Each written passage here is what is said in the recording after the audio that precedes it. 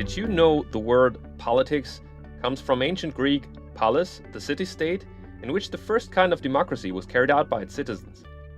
They, like us today, identify problems and discuss them. We do it on the streets and in bars, and sometimes begrudgingly at Thanksgiving dinners.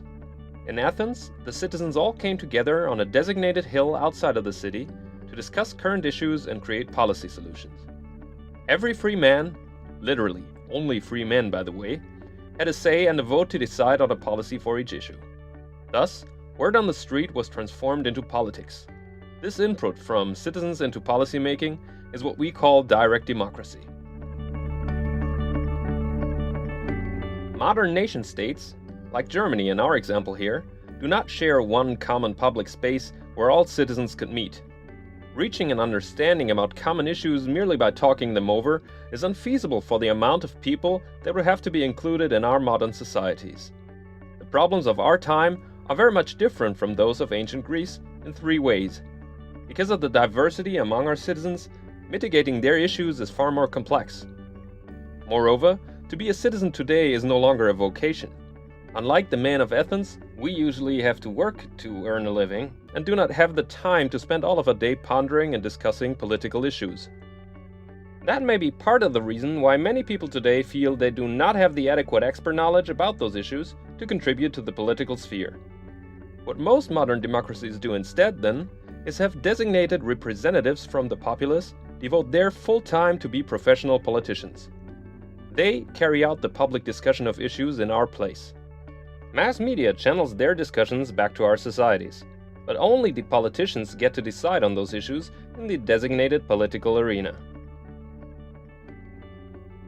We, the public, do get the chance to vote for a representative of one worldview or political persuasion in certain intervals, usually every few years. In most of our democratic systems, the representatives are being organized through party affiliation.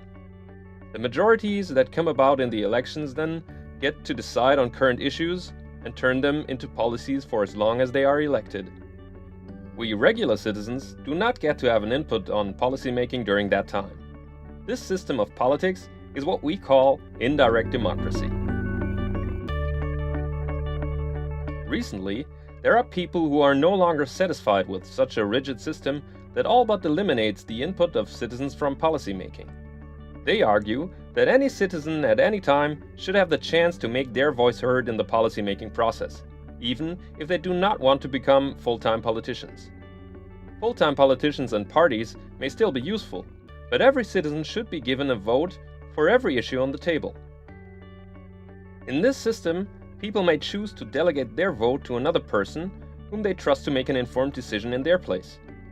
They in turn may delegate those collected votes further on to yet somebody else, a politician who stands for a certain worldview perhaps. They may also choose to elect professional politicians themselves. And now, people also get to vote on policies directly. Now, there are several ways in which the input from people may be transformed into policy. Moreover, whenever there is a particular issue in which a person has such a strong opinion they do not want to trust anyone else to make the decision for them, they can take back their vote from the person they delegated it to and vote on the policy themselves. It is this fluid alternation between direct democracy and indirect democracy that gives name to the proposed system of liquid democracy. Modern technology has made a public space that all citizens can inhabit possible. Instead of on a hill outside the city, we may meet in cyberspace. We can discuss events online to determine issues that warrant policymaking. Collaboration tools, of which Wikipedia is but one small example, can facilitate ways in which many people can have an input on policies. And computers and modern cryptography can tally votes and the delegation of votes so we can decide on those policies. This way, all citizens could partake in policymaking once again, much like on the Agora, the hill outside of Athens.